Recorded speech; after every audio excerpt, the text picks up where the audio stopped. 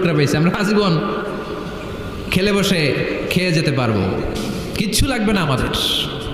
তিন বন্ধু বলে ভাগ করি, আরেকজন বলে ক্ষুধা লাগছে, একজন যা বাজার থেকে রুটি কিনে নিয়ে আয়, খাওয়ার পরে ভাগ করবো। একজন রুটি কিনতে গেল, শয়তান দুইটারে বুঝায় ওইটারে মারতে পারলে ভাগ বটোয়ারা সহজ হবে, তোরা দুইজন স্বর্ণ চারটা, তুই নিবি দুইটা, ও নিবে দুইটা, হিসাব সহজ না?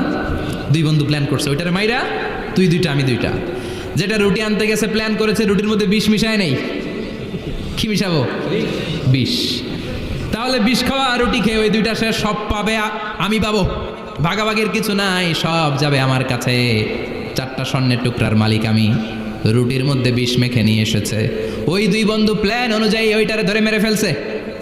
এবার মহা খুশি, এক বন্ধু কয় এবার তো ভাগ বটরা আর কিছু নাই, তুই দুইটা আমি দুইটা, আগে খাইয়া লই। আগে খাওয়ার পরে এই দুইটাও নাই।